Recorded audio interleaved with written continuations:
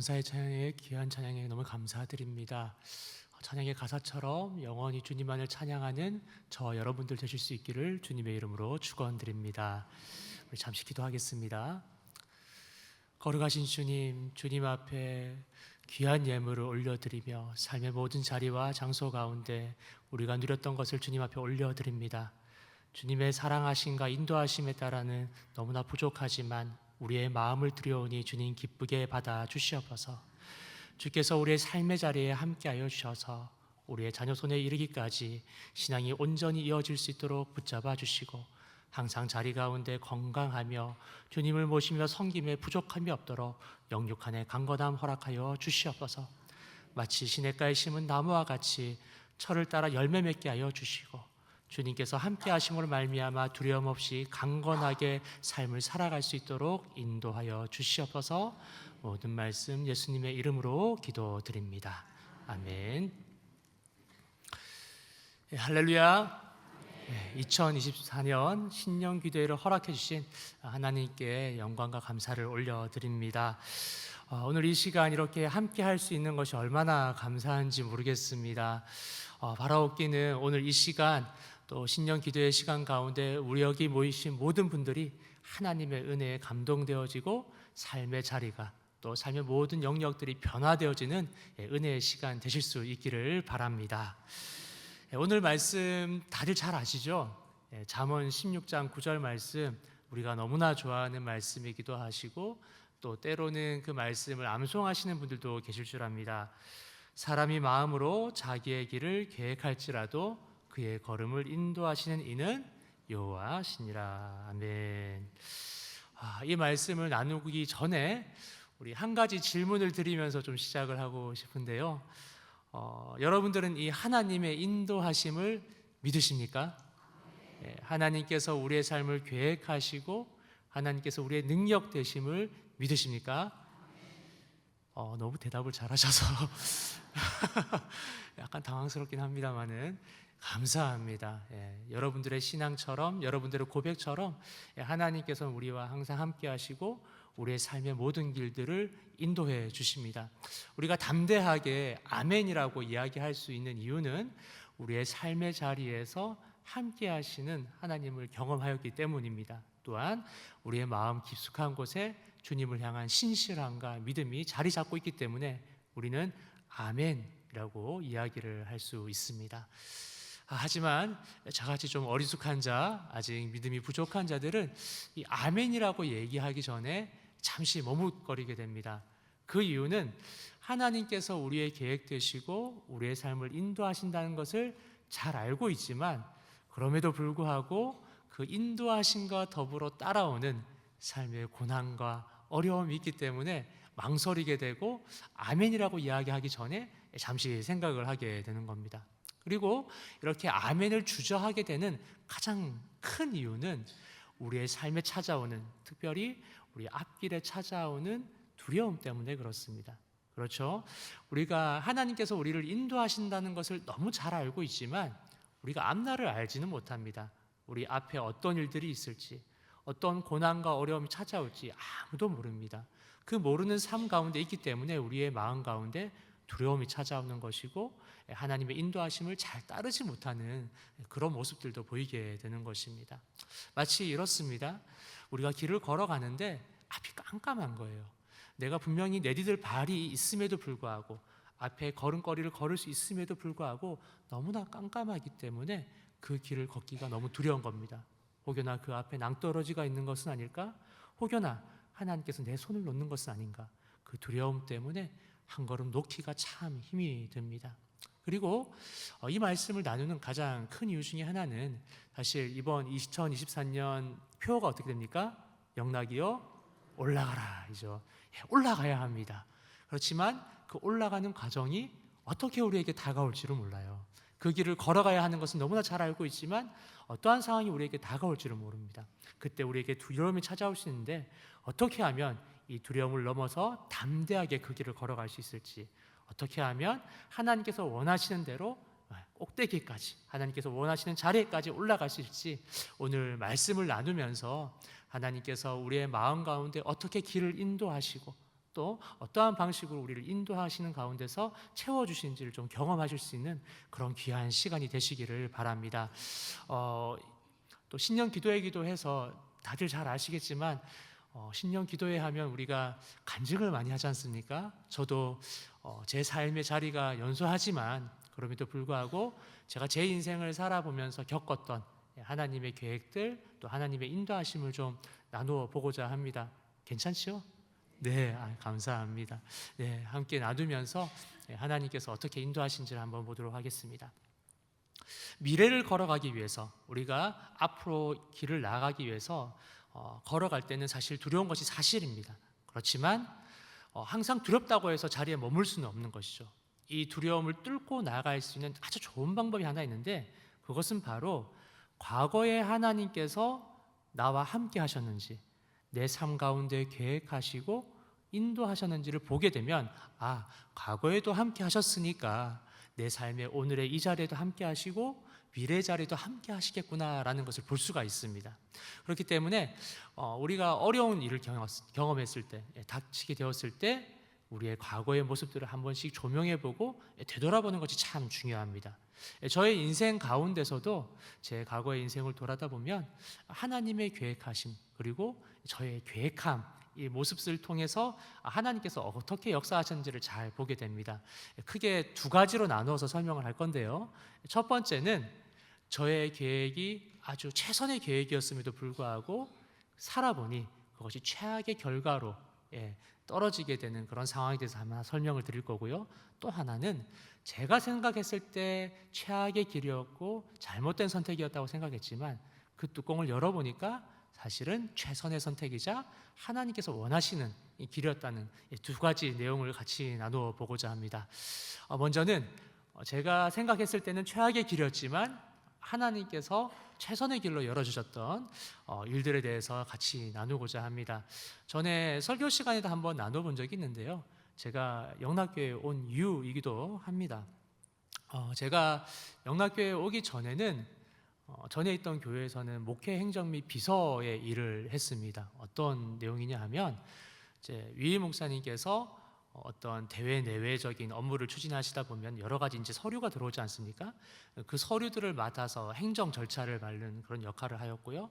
그리고 대외에 계신 분들과 조율해서 조정을 한다거나 아니면 또 위임 목사님이 부흥의 일정이 있으면 그 부흥의 일정을 이렇게 조율하는 저희 영락교회 쪽으로 이제 설명을 하자면 우리 행정 목사님이나 아니면 비서 일을 담당하고 계시는 간사님이나 그리고 차량 운전을 해주시는 집사님의 일, 요 일을 제가 하고 있었습니다. 그런데 그렇게 열심히 이제 사역을 하던 중에 저희 교회 전에 있던 교회에 방송 일을 하셨던 간사님이 사임을 하시게 됐어요. 이제 가정에 좀 어려운 일이 있어서 사임을 하시게 되었는데 급하게 이제 후임을 구하게 되었습니다. 그냥 단순하게 방송 사역을 하는 PD분을 모신다면 그렇게 어렵지 않습니다. 또 일선에 계시는 분들을 모시면 되는 문제이긴 한데 교회에서 방송 사역을 하는 것은 조금 다릅니다. 조직이라든지 또 조율해야 될 부분들이 생각보다 많이 있습니다. 한쪽으로만 이렇게 내용이 들어오는 것이 아니고 여러 부서들과 얘기를 하고 거기에 맞춰서 기획도 하고 촬영도 하고 해야 되기 때문에 생각보다 교회 방송실에 일하시는 간사님을 구하기가 쉽지 않았어요. 그런데 그 방송의 일을 이제 대신하는 사람이 이제 한 명 생기게 되는데 그 사람이 누구겠습니까? 네, 접니다. 네. 제가 왜 그 일을 하는지 아십니까? 제가 영상 편집을 할 수 있다는 이유 하나만으로 제가 그 일을 딱 맡았습니다. 얼마나 당황스럽겠습니까? 그 당시 이제 그 교회에서는 방송 영상이나 또 여러 가지 기획된 영상들을 방송국에 이렇게 납품을 하는 그런 교회였어요. 그러다 보니까 사실 아마추어가 하면 안 되는 일입니다. 안 되는 일인데 이제 사람을 못 구하다 보니까 아무리 노력을 다 안 구하다 보니까 결국은 사역자 중에서 이 일을 좀 감당할 수 있는 사람을 찾게 되었고 하필이면 그게 이제 제가 되었습니다. 이제 어떻게 하겠습니까? 그래도 또 교회에서 필요한 일이고 또 누군가는 감당을 해야 되는 일이니까 그래도 감사하게 그 일을 맡으려고 이제 내용을 인수인계를 받았습니다. 이제 사임하시기 전에 간사님과 이제 만나서 한 달 정도 인수인계를 받게 되었는데요. 정작 인수인계를 받게 되어 보니까 큰 문제가 하나 있었습니다. 제가 쓰는 영상 프로그램이랑 이 방송용 영상 프로그램이 다르더라고요. 처음부터 다시 배워야 되는 거예요. 그래서 이거 누구나 처음부터 다시 배워야 하는 건데 이거 완전 잘못 걸렸구나라는 생각이 든 겁니다. 그래서 울며 겨자 먹기로 하나하나 이제 프로그램을 배우기 시작했습니다. 오전에는 이 방송 프로그램 내용들을 이제 공부를 하고 어떻게 하면은 이렇게 영상을 잘 만들 수 있을지 이제 인수인계를 받고, 오후에서 저녁까지는 실제로 이제 실무를 하면서 한 달 동안 그렇게 내용을 인수인계를 받았습니다. 그런데 이게 영상을 그냥 뚝딱 만드는 게 아니고 아무래도 프로가 해야 되는 일인데 아마추어인 저에게는 너무나 이게 버겁고 힘이 든 겁니다. 그래서 어떻게 했냐 하면 이 사역을 좀 더 잘 감당할 수 있도록 KBS 방송 아카데미를 들어갔어요. 야간반이 있어서 거기에 들어가서 교육을 받으면서 이 사역을 해야 되겠다라고 이제 판단이 되어서 오전에는 교회에서 이제 사역을 하고 저녁이 되면 KBS 방송국으로 갔습니다. 가서 거기서 PD 교육을 이제 받았어요. 그렇게 받으면서 6개월에서 1년 정도의 과정을 이제 거치게 되었습니다. 처음에는 이제 배워야 한다는 일념으로 열심히 배우게 되었지만 사실 이 사역을 감당하면서 이게 정말 내가 감당해야 될 사역인가, 이것이 정말 하나님께서 기뻐하시는 일인가라는 고민이 들었습니다. 왜냐하면 처음에는 여기 방송국, CBS 방송국에만 이제 납품을 하면 된다라고 이제 얘기를 들었는데 점점 늘어나는 거예요. 극동방송에도 영상이 필요하다고 하고 CTS에도 내야 된다고 하니까 계속 사역이 점점 늘어나는 겁니다. 처음에는 교구 사역이랑 이 방송 사역을 같이 하게 되었는데 방송 사역이 너무 커지다 보니까 이제는 제가 오히려 교구 사역은 조금 밀어놓고 방송 사역에 전념을 해야 되는 그런 상황까지 가게 된 것입니다. 그러다 보니까 이게 사역자로서 이 길을 하는 게 맞는 것일까라는 걱정이 자연스럽게 들게 되는 것이죠. 물론 그런 상황 가운데서 중간중간에 교구 사역은 계속 감당을 하였습니다만은 점점 이제 늘어나다 보니까 압도적으로 방송 사역에만 집중을 해야 되는 상황까지 오게 된 겁니다. 아침부터 밤늦게까지 방송 편집이나 기획을 해야지 겨우 이제 시간을 맞출 수가 있게 된 겁니다. 그렇게 되다 보니까 결국은 어떻게 되겠습니까? 교구 사역은 다른 사역자분에게 맡기고 제가 전담으로 이 방송 사역을 하게 된 것입니다. 이제 그렇게 되다 보니까 더더욱 마음에 이제 갈등이 생기는 거죠. 내가 처음에는 교육자로 이 자리에 섰는데 지금은 방송 사역자가 되어서 완전히 입장이 바뀌어 버리게 된 것입니다. 내가 방송 업무를 보기 위해서 교회로 온 것인지 내가 사역자로서 일을 하게 된 것인지 이제 헷갈리기 시작한 겁니다. 그리고 제 마음 가운데 좀 아쉬움이 남았던 것이 무엇이냐면 차라리 이렇게 길을 갈 거면 제가 컴퓨터공학과 출신인데 그냥 컴퓨터공학을 하고 그냥 열심히 제 일상생활을 해오다가 방송사역도 배워서 이렇게 하나님께서 불러주시면 고맙겠는데 왜 하필이면 다시 사역자로 갔다가 다시 또 이렇게 방송사역을 하게 됐냐, 왔다 갔다 이렇게 가게 되느냐, 이 부분에 있어서 참 많은 갈등이 생겼습니다. 그래서 내가 지금 잘못된 선택을 하고 있는 것은 아닌가, 하나님께서는 사역자로 계속 일을 하시길 원하시는데 내가 지금 잘못 판단해서 지금 방송 사역을 하고 있는 것은 아닌가라는 걱정이 들게 되었습니다. 그래서 저는 이제 이렇게 방송 사역을 하게 되면서 이렇게 가고 있다가 이제 나중에는 이 사역을 이제 마무리하고 교회를 옮기게 되었어요. 근데 교회로 옮기면서 참 어려웠던 게 무엇이냐면 항상 그 다른 교회에서 이제 면접을 가게 되면 이렇게 묻는 거예요. 아니 목사님은 지금 열심히 방송 사역을 하시고 특수 사역을 하셨는데 우리 교회 교구 사역을 왜 지원하셨나요? 라고 이렇게 물어보시는 거예요. 지금이야 이제 코로나가 한창 지난 다음이기 때문에 방송 사역이나 이런 내용들도 이런 귀한 사역 중에 하나로 이렇게 생각을 하시고 특수 사역이라는 생각이 좀 덜한데, 사실 제가 이제 사역지를 찾았던 그 상황 가운데서는 굉장히 방송 사역이 굉장히 특수한 분야로 인식이 되었던 시대였습니다. 그렇기 때문에 어느 교회도 저를 받아주려고 하지 않으셨어요. 그래서 제가 한참 동안 갈등을 하면서 기도하면서 사역지를 찾게 되었습니다. 그런데 저를 받아준 유일한 교회, 한 군데의 교회가 있었습니다. 그 교회가 어디겠습니까? 영락교회였습니다. 저는 진짜 이렇게 받아주실 줄 몰랐어요. 예. 근데 제가 이제 그 자료를 준비하고 이렇게 면접을 보게 되었는데, 제가 컴퓨터 공학과도 하고 또 방송 사역도 하게 되었잖아요. 그런데 딱 맞게 저희 IT 미디어 부가 딱 그런 부서입니다. 예.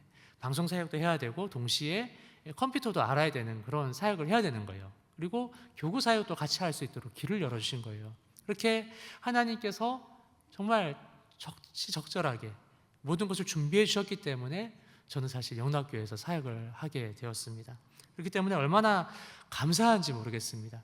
둘러서 가는 길인 줄 알았는데 내 선택은 최악의 선택이고 나는 잘못된 선택이라고 생각을 했었는데, 사실 그게 뜯어보니까 딱 맞게 준비를 해주신 거예요. 저는 앞길을 모르니까 그 길이 잘못된 길이라고 생각을 했었는데, 하나님께서는 아, 이게 필요하구나 해서 하나 준비해 주시고 또 이게 필요하시구나 해서 이렇게 준비해 주셔서 딱 맞춰서, 시간에 맞춰서 이렇게 교회로 들어올 수 있도록 이렇게 인도해 주신 겁니다. 정말 지금 생각해 보면 너무나 감사하고, 또 하나님께서 그렇게 인도해 주시지 않았다면 제가 어떻게 됐을까 하는 생각도 듭니다. 모든 것이 하나님의 은혜였고 모든 것이 그 길을 인도해 주신 하나님의 사랑이었습니다. 사랑하는 여러분, 주님께서 우리의 삶을 인도해 주시는 분이심을 꼭 믿으시기 바랍니다. 사실 저만 이런 경험이 있겠습니까? 여기 계신 우리 성도님들 또한 삶을 살아가시면서 이 길은 아닌데, 내가 정말 잘못된 길을 가고 있는 것 같은데, 그런데 그렇게 생각했지만 알고 보니, 시간이 지나 보니 정말 하나님께서 준비하신 길이라는 것을 경험하신 때가 참 많으시죠. 또 성경에서도 이런 사람들이 참 많이 있습니다. 우리가 알고 있는 요셉도 사실 그런 사람이었죠. 요셉은 사실 애굽 총리가 되기 전까지는 인생의 최악의 길을 달리고 있던 사람이었습니다. 말이 좋아서 꿈의 사람, 비전의 사람 요셉이지, 요셉이 이 꿈이 애굽의 총리가 되기 전까지는 사실 허황된 망상이라고 이야기를 할 정도로 좋은 상황이 아니었습니다. 어린 시절 아버지의 품 안에서 자랐을 때는 행복하고 즐거운 유년시년을 누렸겠지만, 요셉은 형제들의 배신으로 인해서 한순간에 애굽의 종으로 팔려가게 됩니다. 그래도 감사하게도 그곳에 가서 또 보디발의 종이 되긴 했지만, 그곳에서 총회를 관장하면서 나름 정착할 수 있었지만, 그마저도 이 보디발의 아내의 관계로 말미암아 깨어지게 됩니다. 누명을 쓰고 이제는 종이 아니라 죄인의 신분으로 감옥에서 생활을 하게 되죠. 그래도 그나마 또 벗어날 수 있는 기회가 주어집니다. 떡 맡은 간원장과 술 맡은 간원장이 꿈을 해석해 주면서, 술 맡은 간원장에게 제가 이렇게 꿈을 해석해 드렸으니 나중에 다시 자리로 이제 올라가게 되면 저를 좀 기억해 주셔서 이 억울함을, 이 누명을 좀 풀어 주셔서 제가 이 감옥에서 나올 수 있게 해 주십시오라고 이야기를 하게 되지만, 안타깝게도 어떻습니까? 잊어버리게 되죠. 그걸 어떻게 잊어버리는지 모르겠지만 술 맡은 간원장은 그것을 까마득하게 잊어버리게 됩니다. 아마 이때 요셉은 정말 절망을 했을 겁니다.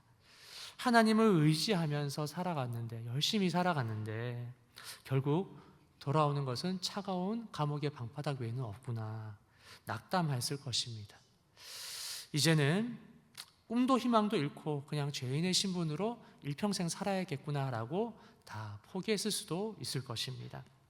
그러나 어느 누구도, 정말 아무도 예상 못한 일이 이제 생겨나게 됐는데, 그것이 바로 애굽의 왕인 바로가 꿈을 꾸었다는 것이죠. 그리고 그 꿈을 아무도 해석할 사람이 없었다는 겁니다. 이때 술 맡은 간원장이 그때서야 요셉이 생각이 났습니다. 그리고 그 요셉을 불러서 바로 왕의 꿈을 해석해주고 그의 인생이 180도 바뀌는 일이 되었습니다. 감옥에서 죄인의 신분으로 살았던 자가 이제는 애굽의 총리로 든든하게 당당하게 서게 된 것입니다. 온전히 하나님의 은혜로 말미암아 그는 죄인에서 애굽의 총리가 되는 기적을 경험하게 된 것입니다. 요셉의 관점에서 한번 보게 되면은 사실 너무나 기구한 인생이었을 것입니다. 인생의 여정이 너무나 구불구불해서 둘러가는 듯 하기도 하지만, 사실 성경을 읽고 있는 저희들이나 또 이 모든 것을 계획하신 하나님의 입장에서 본다면 이보다 더 빠른 길은 사실 없었을 것입니다. 어떻게 전혀 떨어져 있는 이스라엘 출신의 소년이 애굽의 총리가 될 수 있었겠습니까? 평범한 방법으로는 전혀 될 수가 없었던 일입니다. 그러나 하나님께서는 이 모든 일들을 계획하시고 어느 것 하나 흐트러짐 없이 정확하게 그의 인생, 요셉의 인생을 인도해 주셨던 것입니다. 애굽을 애굽의 총리로 세울 수 있었던 가장 빠르고 확실한 길을 하나님께서 열어주셨던 것이죠. 사랑하는 여러분, 특별히 오늘 삶의 자리에서 고통받으시고 또 힘든 길을 걷고 계시는 우리 사랑하는 성도 여러분, 우리의 눈으로 보았을 때는 그 길이 암담하고 또 절망적일 수 있지만 하나님의 계획 속에서는 가장 빠르고 정확한 길인 줄 믿습니다. 삶의 어려움에 낙담하시거나 또 좌절하지 마시고 하나님의 인도하심을 구하시면서 주께서 허락하신 계획 속에서 함께 동행하실 수 있는 저와 여러분들 되실 수 있기를 주님의 이름으로 축원합니다. 이렇게 우리의 눈에는 최악의 길이지만 하나님의 눈에서 봤을 때는 최선의 길, 가장 빠른 길이 있음을 소개했습니다. 그렇다면 이제 반대의 길을 이야기할 텐데요. 우리가 보기에는, 내가 보기에는 최고의 길, 가장 좋은 길이지만 하나님의 눈에서는 최악의 길이었던, 최악의 선택이었던 일에 대해서 한번 설명을 드리도록 하겠습니다. 우리나라 남자라면 다 한 번씩 이야기하는 군대 얘기를 좀 해볼까 합니다. 저도 청년의 시절 군대를 가게 되었습니다. 보통 군대 가면 어디 간다고 생각하시죠? 예, 육군 간다고 생각하시죠? 저는 공군을 갔습니다. 네, 자원에서 입대를 하게 되었는데요. 저에게 있어서 공군을 가는 것은 굉장히 자연스러운 일이었습니다. 왜냐하면 저희 아버지가 공군에서 직업군인이셨어요. 그래서 제가 어렸을 때 초등학교 가기 전까지는 저는 경북 예천에 있는 비행단에서 그 관사 아파트에서 살았습니다. 그래서 공군 하면은 어렸을 때도 이렇게 비행기 자주 보고 또 군인 아저씨들이 이렇게 옷 입고 다니는 것을 항상 정복을 봤기 때문에 크게 막 거부감이 있거나 어려움이 없었어요. 그리고 저희 큰아버지가 공군 장성 출신이십니다. 예, 그래서 저는 당연히 나이가 들면, 청년이 되면은 공군에 입대해야 되겠다, 당연히 그렇게 생각을 했었습니다. 그런데 그것은 이제 겉으로 드러나는 것이고요. 사실은 나름의 특혜를 좀 누려보고자 했던 저의 얄팍한 생각이었습니다. 당시 제가 기억을 하던, 어린 시절에 기억을 하던 공군의 이미지는 군 업무 시간을 제외하면은 편하게 생활할 수 있는 어떤 좀 타군과는 좀 다른 군 생활이 가능한 곳이라고 그렇게 알고 있었습니다. 실제로 그렇다는 얘기가 아닙니다. 예, 제가 어린 시절 잘못된 선입견으로 인해서 잘못 알고 있었던 겁니다. 혹여나 우리 남 목사님은 약간 공군 비하 발언을 하시는 것 같은데 라고 분노하시지 않으시길 바랍니다. 여기 공군 출신들도 계실 텐데 그렇지 않습니다. 네, 하여튼 저의 이 공군 생활의 계획은 이러했습니다.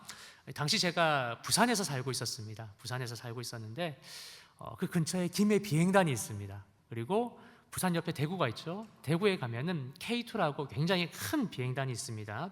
그래서 그 대구나 부산의 비행단에 들어가서 이제 집과 가까운 곳에서 군 복무를 하면서 또 공군의 특징이 뭡니까? 외박이 많습니다.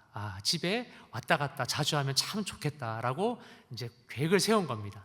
그리고 이제 그 공군에 이제 입대를 하게 되면 군 업무 시간 이후 시간에는 시간이 있으니까 공부를 하면 좋겠다. 내 자기 개발도 하고 이렇게 하면 아주 참 좋은 계획이 될 수 있겠다라고 생각을 했고, 혹여나 일이 틀어지게 되면 큰아버지에게 좀 전화를 해서 좀 도움을 받으면 어떨까?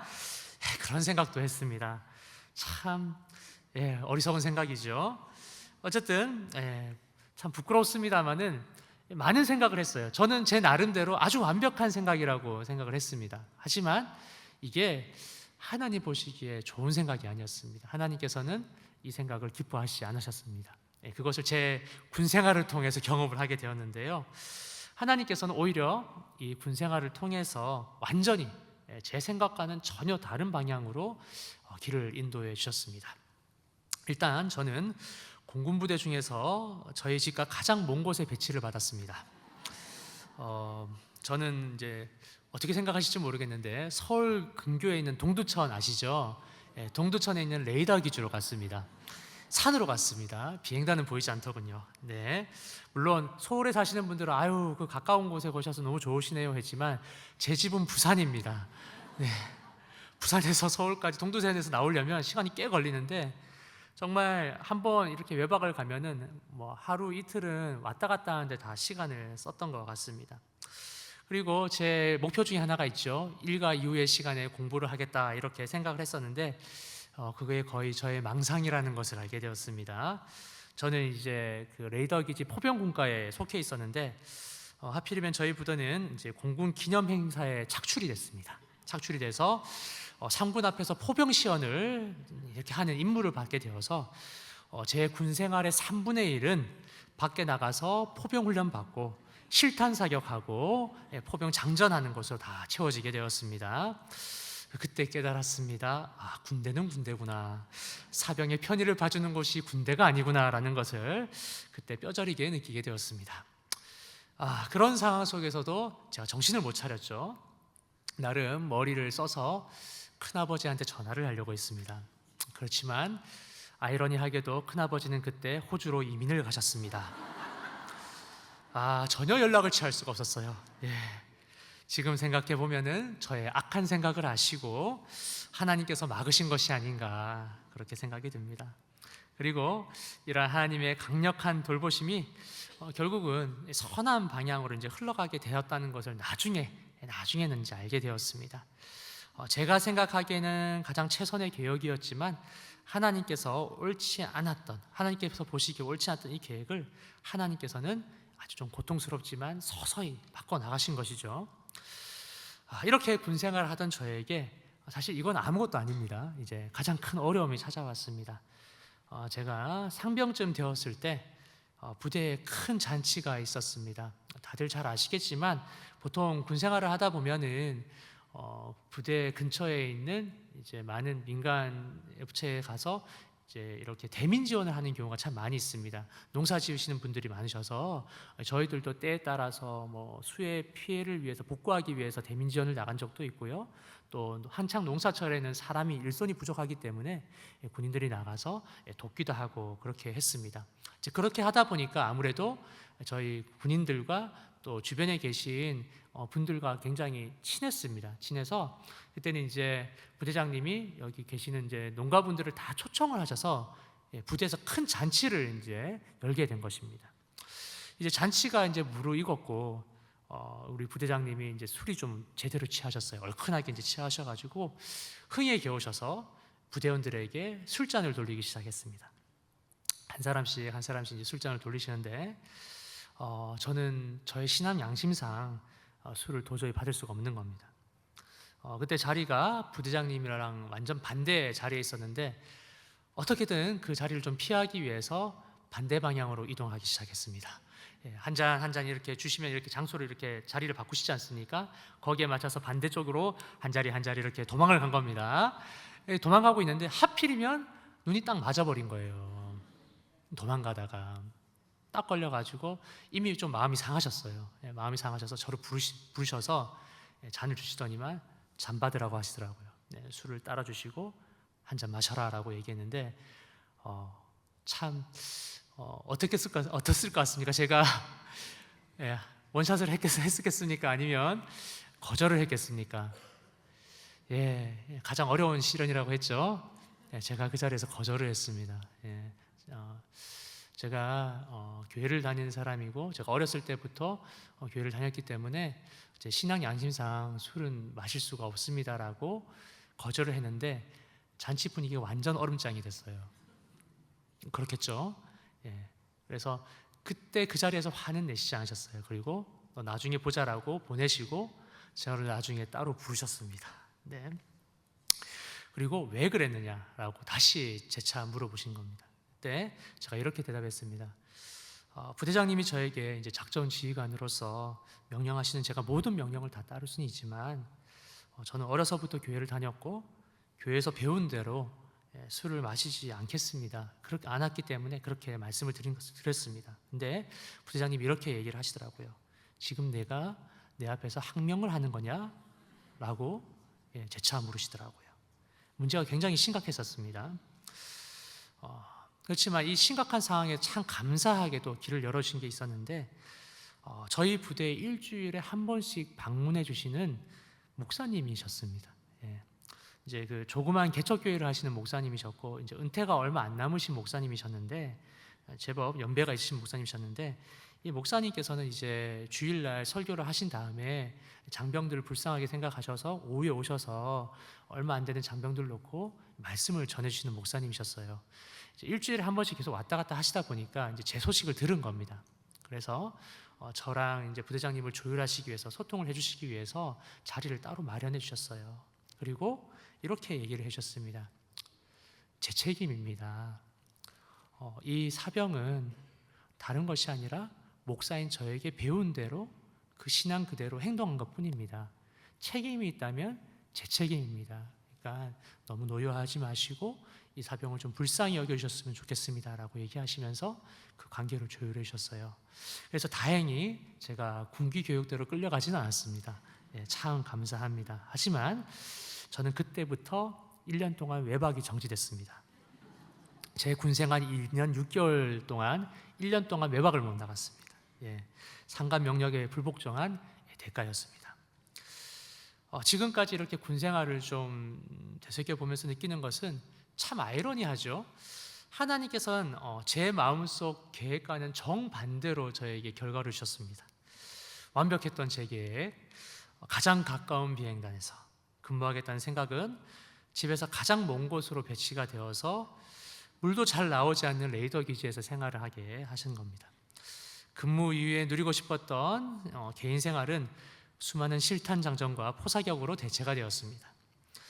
공군 특유의 많은 외박도 명령 불복종으로 1년의 기간을 반납하게 되었고, 신랄같이 믿고 있었던 큰아버지 호주로 가시게 되면서 연락을 할 수가 없게 되었습니다. 제 자신이 계획했고 최고의 일이라고 생각했던 그 모든 것이 하나님 앞에서는 최악의 일이라고 보시고 완전히 방향을 바꾸신 겁니다. 이게 사람이 가지는, 사람이 생각하는 계획의 한계입니다. 그런데 이상하죠? 분명히 제 잘못으로, 제가 잘못 판단함으로 최악의 상황으로 갔지만 하나님께서는 저를 그냥 두고 보고 계시지는 않으셨습니다. 군생활을 돌아보면서 분명히 상황은 안 좋은 상황으로 갔지만 그곳에서 저의 신앙만큼은, 하나님의 관계만큼은 훨씬 더 동독해졌습니다.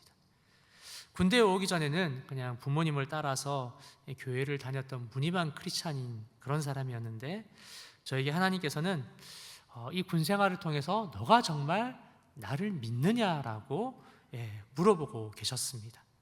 교회라는 안전한 곳에서 신앙생활만 하던 제가 난생 처음 부모를 떠나서 홀로 신앙생활을 하게 되었고, 그곳에서 저는 하나님께서 삶의 전반을 만지시고 책임지시는 것을 경험하게 되었습니다.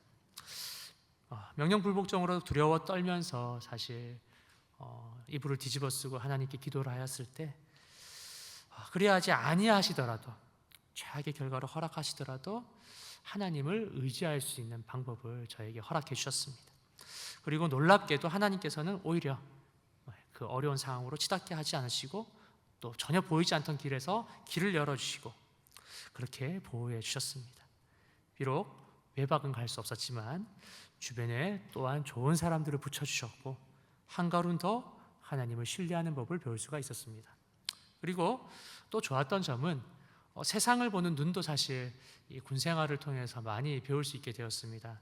당시 저는 부산에서만 이제 살아서 부산 밖은 어떻게 존재하는지 잘 모르는 그런 사람이었습니다.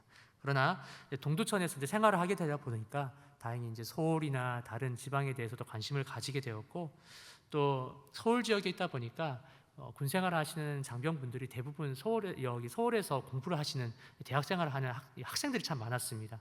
그들과 여러 가지 대화도 나누고 또 그들이 읽는 책이라든지 그런 내용들을 배우게 되면서 정말 제가 우물한 개구리였구나라는 것을 알게 되었습니다. 그래서 나도 기회가 된다면은 서울에 올라와서 공부를 좀 하면 좋겠다라고 생각을 해서 군대를 전역한 다음에 부산에서 다니는 학교를 자퇴를 했습니다.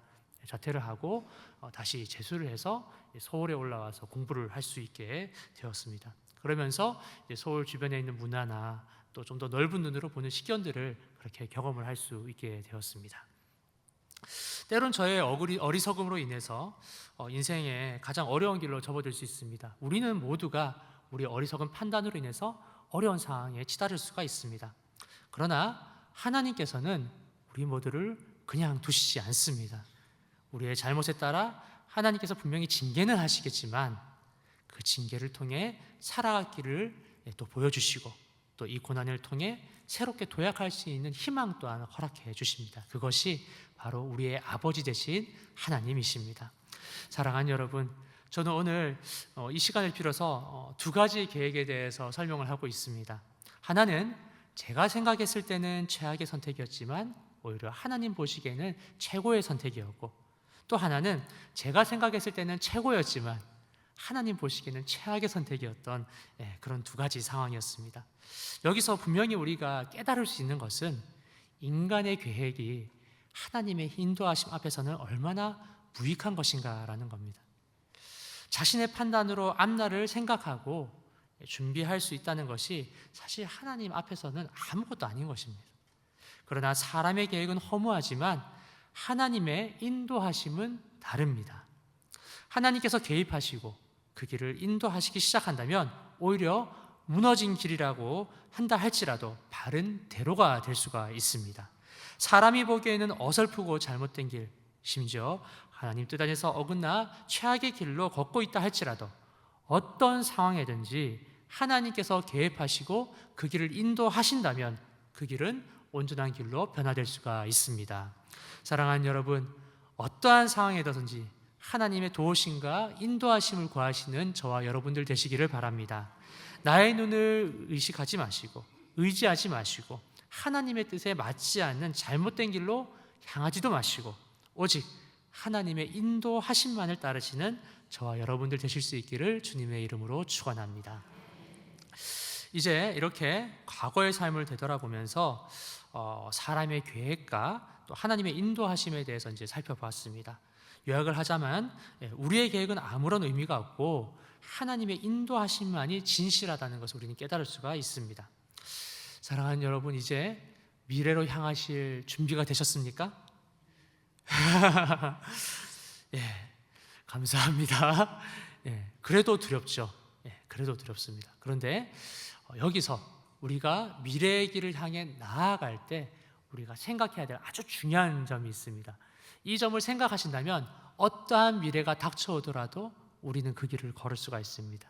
그 길에 대해서 한번 좀 얘기를 나누도록 하겠습니다.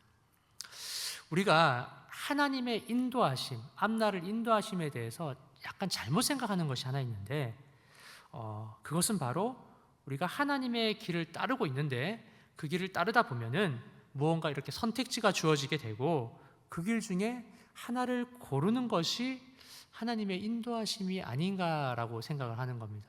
근데 그것은 약간의 오해가 있습니다. 예를 들어서 이런 겁니다. 어떤 한 청년이 회사 생활을 준비하기 위해 취업을 준비하기 위해서 열심히 공부를 했습니다. 공부를 해서 다행히 이제 자신의 합격 통지가 된 곳이 두 곳이 온 겁니다. 두 회사가 온 겁니다. 그리고 이 학생은 이제 기도를 한 거죠. 하나님 감사합니다. 이렇게 또 이렇게 길을 열어주셔서 제가 취업을 할 수 있도록 두 회사를 불러주셔서 너무 감사합니다. 그런데 A라는 회사, B라는 회사가 있는데 여기서 제가 어떤 회사를 가는 것이 하나님께서 기뻐하시는 길일까요? 라고 이렇게 기도를 하는 것이죠. 이렇게 기도하시는 경우 꽤 있으시죠? 삶을 살아가면 항상 여러 가지 선택지가 있기 마련입니다. 지금처럼 두 가지 선택지가 있는 경우도 있고 또 여러 가지 선택지가 있을 수 있는데 여기 계신 분들은 이런 부분들에 있어서 저도 마찬가지입니다만은 이렇게 기도하는 경우가 참 많이 있을 겁니다. 하나님, 어디가 하나님께서 원하시는 길입니까? 어떻게 가는 것이 하나님께서 기뻐하시는 것입니까? 라고 기도를 하는 것이죠. 그런데 제가 한 번 더 좀 여쭤보겠습니다. 여러분들이 이렇게, 우리 성도님들이 이렇게 기도하면 하나님께서 잘 응답을 해주십니까? 해주셔요? 여러분, 응답을 못 받으신 분들 좀 위로를 받으시기 위해서 제가 말씀을 드리자면 저는 그런 기도하면 한 번도 응답받은 적이 없습니다. 이상하죠? 앞날을 이제 나아가야 되는데, 앞길을 걸어가야 되는데 길을 안 열어주셔요. 선택을 해야 되는데 어떻게 선택하라고 얘기를 안 하십니다. 침묵하십니다. 이게 도대체 왜 그런 걸까요? 왜냐하면 하나님께서는 이리로 가라, 저리로 가라 하시는 분이 아니십니다. 선택해 주시는 분이 하나님이 아니셔요. 하나님은 어떤 분이시냐면 우리의 길을 만드시는 분이 하나님이십니다. 이게 참 중요합니다. 출애굽기 우리 말씀 잘 아시죠? 출애굽기 말씀 보시면 애굽의 10가지 재앙 이후에 가나안으로 향하는 이스라엘 백성들을 우리가 잘 알고 있습니다. 하나님의 권위와 능력으로 모든 재앙을 통해서 이스라엘 백성들을 출애굽하게 하시고 이제 그 애굽을 떠나서 가나안 땅으로 향하고 있었습니다. 그런데 제대로 향하고 있었지만 그럼에도 불구하고 큰 고난이 쫓아오게 되죠. 어떻게 됩니까? 뒤에는 애굽의 군대, 바로왕의 군대가 쫓아오게 되었고 또 앞에는 어떻습니까? 홍해가 가로막고 있었습니다. 앞으로도 뒤로도 갈 수 없는 이 길 가운데 하나님께서는 어떻게 하시냐면 정말 사람들이 생각하지 못한 너무나 놀라운 방법으로 길을 열어주십니다. 어떻게 하시죠? 홍해를 열어주십니다. 홍해를 갈라서 그곳으로 백성들이 지나가게 하십니다. 그리고 그 열려진 홍해 길을 통해서 뒤에 오는 바로의 군대는 어떻게 합니까? 다 바다로 수장을 시켜버립니다. 분명히 길을 막고 있는 앞길을 막고 있는 것이었는데 그 앞길이 어떻게 합니까?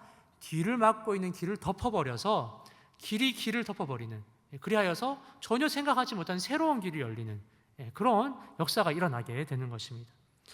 하나님께서는 이렇게 놀라운 방법으로 역사를 하시게 되는데 여기서 우리가 놓치지 말아야 할 것이 있습니다. 그것은 바로 하나님께서는 선택해 주시는 분이 아니라 어떠한 길을 선택하시는 분이 아니라 길 자체를 만들어 가시는 분이라는 겁니다. 하나님, 제가 어떤 길을 가면 좋을까요? 이 길입니까? 저 길입니까? 라고 얘기하는 것이 아니라 하나님께서는 필요하시면은 길을 그냥 만드셔서 가실 수 있는 분이십니다. 홍해와 같은 길을 이제 예를 든다면 이렇게 얘기할 수 있습니다. 홍해 바다가 갈리지 않더라도 하나님께서는 구름다리라도 만들어서 이스라엘 백성들을 지나가게 하실 수 있는 분이십니다. 믿으십니까? 하나님께서 원하신다면 땅을 파서라도 홍해를 지나가게 하실 수 있습니다. 믿으십니까? 하나님은 단순하게 이 길 가라, 저 길 가라 말씀하시는 분이 아니십니다. 우리의 앞길 가운데서 이 정도 길로 이 정도로 해라, 저 정도로 해라라고 얘기하시는 그 정도 수준의 하나님이 아니세요. 하나님이 원하시면 없던 길도 생기게 되는 것이고 있던 길도 막히게 되는 것이 그것이 바로 우리가 믿고 있는 아버지 하나님이십니다. 왜 그렇습니까? 하나님께서는 길을 안내하시는 분이 아니라 하나님 자신이 바로 길이요 진리요 생명이시기 때문에 그렇습니다. 그렇기 때문에 우리는 하나님께 기도드릴 때 이 길이 옳습니까? 저 길이 옳습니까? 이것이 옳습니까? 저것이 옳습니까? 물으시면 안 됩니다. 그것이 중요한 것이 아니라 길을 만드실 수 있는 하나님을 의지하는가, 의지하지 않는가가 더 중요한 것입니다. 내 앞의 길은 무슨 길이든 그것이 중요한 것이 아닙니다. 내 길의 높고 낮음 또한 중요한 것이 아닙니다. 길이 아예 없어도 괜찮습니다. 길이신 주님을 의지하고 그분을 소망하신다면 그것이야말로 바른 길이 될 수가 있습니다. 주님을 의지하는 것이 인생의 가장 큰 길이요 소망이심을 믿으시기 바랍니다. 사랑하는 여러분, 앞으로 나아가야 할 선택의 길로 해서 더 이상 망설이지 마시기 바랍니다. 우리의 할 일은 길을 찾는 것이 아니라 소망을 하나님께 두고 하나님을 전심으로 의지하는 것입니다. 그것이 하나님을 인도하심을 받는 유일한 그리고 가장 확실한 길입니다. 없던 길도 만들어주시는 하나님, 필요하다면 하늘에 구멍을 내서라도 길을 만들어주시는 하나님, 그 하나님을 의지함으로 영원한 하나님의 인도하심을 받으실 수 있는 저와 여러분들 되실 수 있기를 주님의 이름으로 축원합니다. 함께 기도하시겠습니다. 아버지 하나님 감사합니다. 과거에서부터 지금부터 앞으로 살아갈 모든 길을 인도하시고 책임져 주시는 아버지 하나님 감사합니다. 주님, 우리의 마음 가운데 믿음을 더하여 주시옵소서. 살아온 모든 길을 예비하시고 인도해 주신 하나님 너무나 감사합니다. 그 마음을 기억하며 그 인도하심을 기억하며 앞으로 걸어갈 길을 담대하게 걸어가게 하여 주시옵소서. 어떤 길을 갈지 고민하는 자가 아니라 주님께서 필요하시다면 길을 내심을 믿고 믿음으로 돌파해 나갈 수 있는 거룩한 성도가 될 수 있도록 주님 우리를 붙잡아 주시옵소서. 감사드리며 예수님의 이름으로 기도드립니다. 아멘.